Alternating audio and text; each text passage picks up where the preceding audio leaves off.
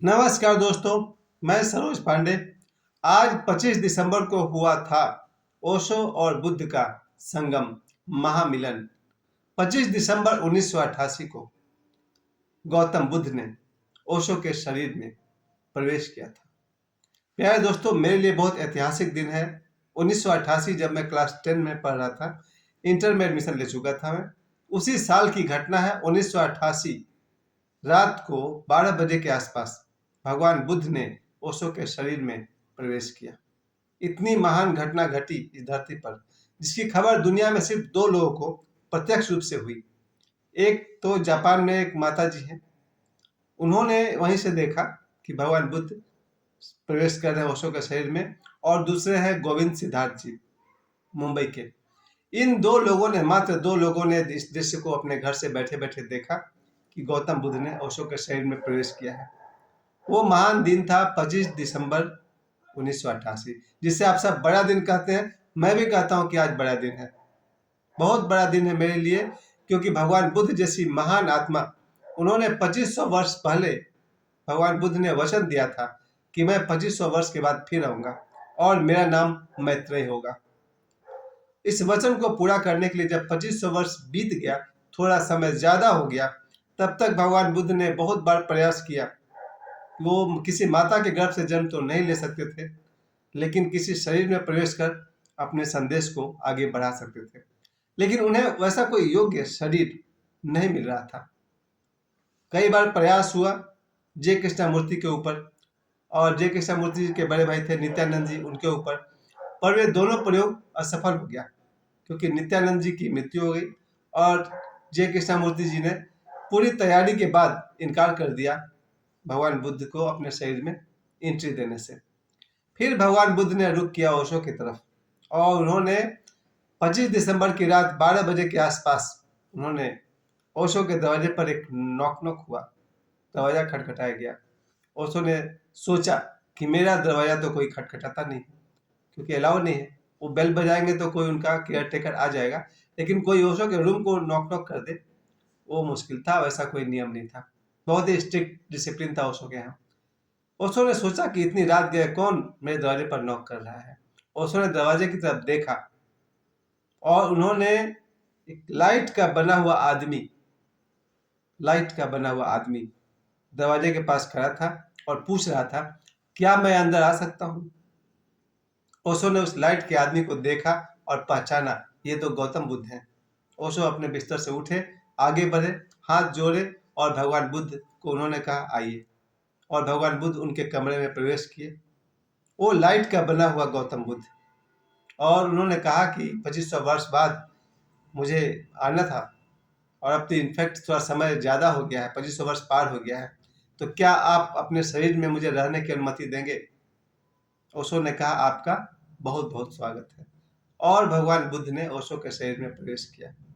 उसके बाद 26 दिसंबर, 27 दिसंबर, 28 दिसंबर, 29 दिसंबर, 4 दिनों तक भगवान बुद्ध ओशो के शरीर में रहे। इसलिए, और जो 4 दिनों तक प्रवचन हुआ है, उस प्रवचन के कारण, जिस हॉल में प्रवचन हुआ, उसका नाम ओशो ने रख दिया है the Buddha auditorium, Gautam the Buddha auditorium. Osho के आश्रम में जो हॉल है उसका नाम हो गया गौतम बुद्धा ऑडिटोरियम, क्योंकि उस कमरे में, उस हॉल में भगवान बुद्ध 4 दिन तक अतिथि के रूप में थे। भगवान बुद्ध जब 4 दिन तक ओशो के शरीर में थे, इतने गैप के बाद दोनों के बीच काफी बहुत ही मजेदार सीन है मेरे लिए तो, क्योंकि भगवान बुद्ध हमेशा दाहिने हाथ की तरफ करवट लेकर सोते थे, राइट हैंड की तरफ करवट लेकर सोते थे लगातार। एक बार जब ऐसे सो जाएंगे तो वैसे ही सुबह तक सो जाएंगे, लेकिन ओशो कभी लेफ्ट कभी राइट। अब इन दोनों में विवाद हो जाता था, क्योंकि बुद्ध अपने ढंग से सोना चाहते थे, ओशो अपने ढंग से सोना चाहते थे। चलिए, बहुत प्रॉब्लम हो गई। फिर भगवान बुद्ध एक बार स्नान करते थे, ओशो 2 बार स्नान करते थे। उसके लिए बुद्ध ने उनसे कहा कि 2 बार क्यों नहाते हो, और दोनों के बीच बहुत बार प्रॉब्लम हो गया 4 दिनों तक। अंततः ओशो ने भगवान बुद्ध को कहा कि आपको जो कहना था वो आपने कह लिया, आपने अपना मैसेज दे दिया, अब आप नीले आकाश में हमेशा के लिए खो जाइए, यानी कि ब्रह्मलीन हो जाइए। और भगवान बुद्ध ने अपने वचन पूरे किए। जो उनकी अंतिम एक बात रह गई थी कि मैं मैत्रेय के रूप में आऊंगा, द फ्रेंड के रूप में आऊंगा, वो मैत्रेय अवतार पूरा हुआ और भगवान बुद्ध के वचन पूरे हुए, और वो हमेशा के लिए ब्रह्मलीन अवस्था में चले गए, अर्थात इस ब्रह्मांड में के साथ एक हो गए। यही वो दिन था 25 दिसंबर 1988। उस महानतम दिन को, चूंकि आज 25 दिसंबर है, मुझे ये बात पता चला है 2010 में। मुंबई में एक न्यूज पेपर आता था, उसके एक पेज में ये न्यूज था। फिर मैंने सर्च किया और फिर ओशो का इंग्लिश में एक ऑडियो आएगा, एंड द फ्लावर शावरिंग। ये जो सीरीज है ये उसी दिन से शुरू हुआ है जहाँ से गौतम बुद्ध ओशो में प्रवेश किए थे। फिर हमने बहुत रिसर्च किया, ऑडियो को मैंने खुद सुना है, बहुत बार सुना है। 4 दिन तक जो लगातार प्रवचन हुआ है उसमें आवाज जो है वो ओशो की है, लेकिन भीतर से भगवान बुद्ध बोल रहे हैं। खैर, ये तो बहुत बड़ी बात थी। तो आज 25 दिसंबर मेरी क्रिसमस भी है, बड़ा दिन भी है, और ओशो और बुद्ध का संगम का दिन मेरे लिए है। इसलिए मैं आज के दिन बहुत बहुत खुश हूँ, और इस बड़े दिन में एक बड़ा फैसला कर रहा हूँ। बड़ा फैसला यही है कि हम लोग साधना करें, खूब खूब साधना करें। आज ही मैं ओशो को सुन रहा था, वो अपने उनकी कोई चिट्ठी थी, उस चिट्ठी में वो कहते हैं कि एक क्षण भी मत गवाओ, खूब साधना करो, मैं तो साथ हूं ही। ओशो ने वचन दिया है, खूब साधना करो, एक क्षण भी मत गवाओ, मैं तो साथ हूं ही। इतनी बड़ी बात ओशो हम लोग को कहते हैं कि I am always with you, मैं तुम्हारे साथ हूँ, खूब साधना करो, जमकर साधना करो। हम लोग का सौभाग्य है कि ओशो जैसे सदगुरु हम लोग को मिले हैं। और कल चूंकि हम लोग पिकनिक गए थे अपने स्कूल की तरफ से, तो गौतम बुद्ध का जो आश्रम है बोकारो में, बहुत महानतम घटना घटी, मुझे बहुत अच्छा लगा था। कल दोपहर 1 बजे हम लोग पहुंचे थे भगवान बुद्ध के आश्रम में, जिसका नाम है बुद्ध विहार। बोकारो की बात है। जगन्नाथ मंदिर जहाँ है, बोकारो के जू के अपोजिट जगन्नाथ मंदिर है। जगन्नाथ मंदिर के जस्ट बाद में है बुद्ध विहार, भगवान बुद्ध का बड़ा सा मंदिर है, बड़ा सा आश्रम है। तो मैं वहाँ पहुंचा दोपहर 1 बजे अपने साथ 60 बच्चों को लेकर के, क्योंकि मुझे तो अकेले ही आना था, लेकिन सभी बच्चों ने कह दिया कि भाई हमको भी भगवान बुद्ध के मंदिर में जाना है। और मेरे जितने साथी शिक्षक थे सबने कह दिया कि भाई हमें भी भगवान बुद्ध के मंदिर में जाना है। हम सब 1 बजे पहुंच गए वहाँ पर, लेकिन वहाँ जाकर पता चला कि 1 बजे तो मंदिर बंद हो जाता है। फिर जो उस मठ के मठाधीश हैं, मैं उनके पास अकेले ही गया और उनसे मैंने विनती की। उनको मैंने याद दिलाया कि मैं पहले आपके पास आ चुका हूँ। मैंने उनको नमस्ते किया, उनका नाम लेकर के। उनका नाम बहुत आसान है, बागेश्वर जी। तो मैंने उनको कहा, बागेश्वर जी नमस्ते, हमारे बच्चे आए हुए हैं, देखना है उनको बुद्ध का मंदिर। उन्होंने मुझे चाबी दे दिया और कहा कि जाइए मंदिर को खोलिए और बच्चों को दिखा के आइए। इतनी खुशी मुझे, कोई अपने घर की चाबी नहीं देना चाहता है, वो इतने बड़े मंदिर का उन्होंने चाबी मुझे दे दिया। इसे कहते हैं भगवान बुद्ध। भगवान बुद्ध ने जो शिक्षा हम लोग को दिया, जो प्रेम सिखाया, जो अहिंसा सिखाई, बहुत बड़ी बात है। अहिंसा पर मैं किसी और दिन आपको बात करूंगा। भगवान बुद्ध ने जो प्रेम सिखाया, जो अहिंसा सिखाई, और सबके पीछे खड़ा है ध्यान, मेडिटेशन।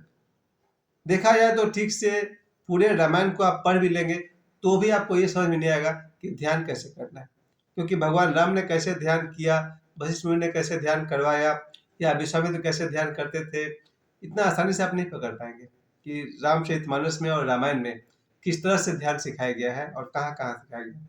ध्यान का वर्णन चर्चा तो खूब हुआ है, सूत्र भी बताया है तुलसीदास जी ने।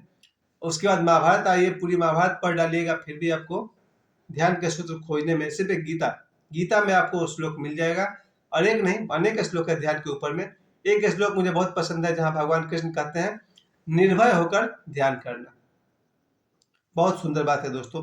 अगर मुझे पूरे गीता में से एक लाइन अगर अपने जीवन में अपनाना पड़े तो यही बात कहूंगा, निर्भय होकर ध्यान करना। जब कभी कोई साधना करे, चाहे हिमालय में करे, गुफा में करे, जंगल में करे, पीपल गाछ पर करे, कहीं भी कर ले, आंख बंद है तो बंद है। आप निश्चिंत रहिए कि कोई सांप आ जाएगा, कि बिच्छू आ जाएगा, कि भूत आ जाएगा, कि चोर आ जाएगा, कि बाघ आ जाएगा, कि शेर आ जाएगा, भालू आ जाएगा, कुछ खतरा नहीं है। भगवान कृष्ण कहते हैं निर्भय होकर ध्यान करें। और जहां तक मैंने स्टडी किया है, कभी किसी लाख वर्ष में कभी किसी साधक और ध्यानस्थ व्यक्ति को कुछ नहीं होता है। न सांप काटता है, न बिच्छू काटता है, न शेर खा जाता है, और न बिजली गिरती है। दुनिया में जितना भी दुर्घटना है उस समय नहीं होता है जब कोई व्यक्ति ध्यान साधना कर रहा है। इसलिए भगवान कृष्ण कहते हैं गीता में, निर्भय होकर साधना करें। आज 25 दिसंबर 2023, इस घटना को आज हो गए 35 साल।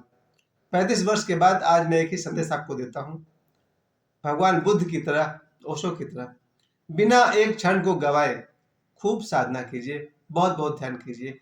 तो मेरे लिए बड़ा दिन है।